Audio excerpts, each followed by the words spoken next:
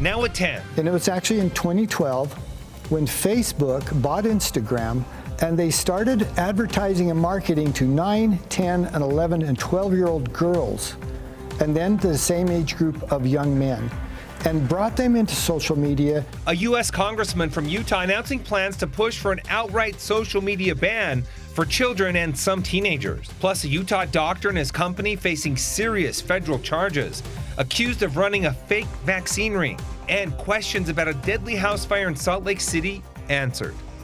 Live from Utah's first TV station, ABC4 News celebrates 75 years. Welcome to ABC4 News at 10. I'm Glenn Mills. Emily Flores is off tonight. We do begin with a member of Utah's congressional delegation announcing plans to push for an outright social media ban for children and some teenagers. I mean, this thing is destructive for young women. I'm talking young teenagers and their emotional health, for their own sense of worth, their own sense of kind of where am I in the world. Everything that they look at is number one, artificial. It's not real. And everything they look at is designed to make them feel like you don't add up. Representative Chris Stewart says his bill will ban kids and teenagers ages 15 and younger from using social media, making it illegal for the platforms to allow them access. Stewart says this move comes as more of America's youth are diagnosed with anxiety and depression, even making plans to commit suicide with friends. He says research can now pinpoint when this mental health crisis for kids began. And it was actually in 2012 when Facebook bought Instagram and they started advertising and marketing to 9, 10, and 11, and 12-year-old girls, and then to the same age group of young men, and brought them into social media. For those who question having the government so involved in their kids' habits, Stewart argues the government already regulates kids with laws on drug use, alcohol, even pool safety measures. He says regulating social media is no different. It's meant to protect young people. Make sure to tune in to Inside Utah Politics for the full conversation with Representative Stewart and how his bill will work this Sunday at 8 a.m. A Utah doctor and his company facing serious federal charges tonight, accused of running a fake vaccine ring. Court documents state Salt Lake County plastic surgeon Dr. Michael Moore and his co-defendants destroyed nearly $30,000 worth of government-issued vaccines. A Health and Human Services investigation finding they would fill out fake vaccine cards in exchange for a cash donation. They're also accused of giving kids fake COVID shots filled with saline. This at the request of their parents. Dr. Moore and his co-defendants face several federal charges, including conspiracy to defraud the United States. Tonight, we're learning more about a deadly fire in Salt Lake City. While the cause is still under investigation, firefighters say the conditions inside that home made it extremely challenging. ABC4's Courtney Johns live outside of a Salt Lake City Fire Department tonight to explain. Courtney. Yeah, Glenn, well, the medical examiner's office hasn't released the official cause of death. Neighbors tell us the woman was alive when that fire happened, and they tried to get her out, but they couldn't get inside the building. This fire happened nearly 2 weeks ago on West Williams Avenue. The fire department telling us the hoarding conditions were so bad they could only open the victim's door a few inches. Salt Lake City Fire Department Captain Sean Mumbody says they come across hoarding cases like this once or twice a week. He says on top of basic access to the home, these homes also have a higher likelihood of catching fire because flammable materials are often pressed up against things like a stove or an overused extension cord. Mumbody says when these homes catch fire, they turn into tinder boxes fast, spreading that fire. It does reach a certain point that can become extremely frustrating because you can't just walk into anyone's life and just strip them of their born rights to be able to live how they want to live.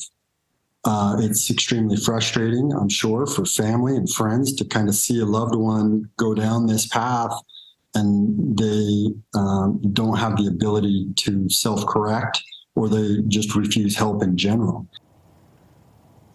Mamadi says when his team comes across a hoarding situation, they focus on the safety aspect, trying to find compromises like making sure exits and things like space heaters and stoves are clear. He says they also have a community health access team, also known as CHAT, that can help address any underlying issues. And if you have a loved one or maybe a neighbor who you think could be hoarding, Mamadi says it's important to come from a place of love and concern, not judgment. And he says if you're worried that you may not feel comfortable speaking to them, you can report your concerns anonymously to the local county health department, and they can do a welfare check and provide mental health services if needed. Reporting live in Salt Lake City, Courtney Johns, ABC4 News. Courtney, thank you. The Utah Division of Water Resources sharing some good news tonight about the impact all the rain is having on the historically low Great Salt Lake. Meteorologist Nate Larson explaining how the outlook is on the rise. They say that the lake has risen 12 inches since the historic low mark early November of last year. We're here at the Great Salt Lake State Park Marina, and it does look pretty dismal with the water levels. But when you have a foot of new rise in the lake level already this early in the season, that's a win, where we only rose by a foot the last two previous seasons combined. The Great Salt Lake water level will typically rise and fall by about 2 feet each year, with runoff and inflow replacing what evaporates in the summertime. With poor snowpack levels the last two seasons and record heat, this hasn't been the case. Because of how hot it was, especially 2022 was just record-breaking hot, and so we just lost a lot of water out of that from evaporation. The shallow lake averages a depth of just 14 feet, with lake records going back to 1847. The Great Salt Lake is currently sitting at 4,189 feet elevation, which is 11 feet below average. And with the historic record low water levels last fall, many of you may recall the W.E. Marsh boat wreckage that became visible for the first time since it disappeared in 1950. The W.E. Marsh starboard side of the boat was sticking up. In fact, I don't know if it's easy to see with the camera or not. It was like, but we've got a picture here. And then just on this back side, you can see that's the sand, and then it is basically the water line. The wreckage is once again underwater, but Angelique says that they still highlight the area on tours, even with it covered up. And with the water year off to an epic start, we should continue to see the levels rise. In fact, the Division of Water Resources tells me that in a good snowpack year like we're seeing this year, sometimes the lake levels can rise by as much as 3 or 4 feet. At the Great Salt Lake, I'm ABC4 meteorologist Nate Larson. Back to you. All right, thanks so much, Nate. Turning out to Chief Meteorologist Alana Brophy. And Alana, wouldn't it be amazing if we could get up to that 4 feet? Would love to see it, and this active pattern definitely helps us out. But today, Glenn, it was about quiet conditions. We finally saw some sunshine and drier conditions in between these active skies. This is high pressure that was in control, and it's throughout the state, which is why we saw a mix of sun and clouds. But tonight, we've got cloud cover that's increasing as our next storm system inches towards the Beehive State, and we'll take aim at a certain portion of Utah as we head Thursday into Friday. But before we get to that, we have to soak up the sunshine. Wendy sent us this great photo from Emigration Canyon. Thanks, Wendy Bowman, for sending that our way. Nice to see the sun. It's been a while, and it's okay. We like the moisture. We can deal with it up there in the high country. We've been talking about snow for several days, and snow on the ground in southeastern Utah. This is a live look at Blanding, where in the last 48 hours, they picked up a foot of snow. So statewide, we've got snow on the ground. Temperatures are also pretty cold. You probably noticed the change. We were seeing warmer temperatures that supported rain, and now that colder air has arrived with 20s for Cache Valley as well as Weber County, freezing in Salt Lake, Provo at 26 and 30s in St. George. It's going to be a frigid overnight, and that cold air stays put for this next system, which means we will see some snowfall, and that snow has prompted a new weather alert. It's a winter weather advisory for the central and southern mountains. We're going to talk about what to expect in the way of accumulations. This goes into effect at 11 a.m. tomorrow. The path of this storm coming up in my full forecast. Glenn, over to you. Thanks, Alana. We will talk soon. Today, 3 different bills dealing with Utah's transgender youth passing a Senate committee. SB 16 now heading to the full Senate. It's a bill that bans gender-affirming surgeries and puberty blockers in children. Now, ahead of the vote, community members in support of and against gender-affirming care speaking to lawmakers, including a doctor. There is no good evidence for the superiority of hormones and surgeries over psychotherapy in treating minors with gender dysphoria. A father of a transgender boy speaking after the bill passed committee. Eventually, I lost my daughter, and I mourn that.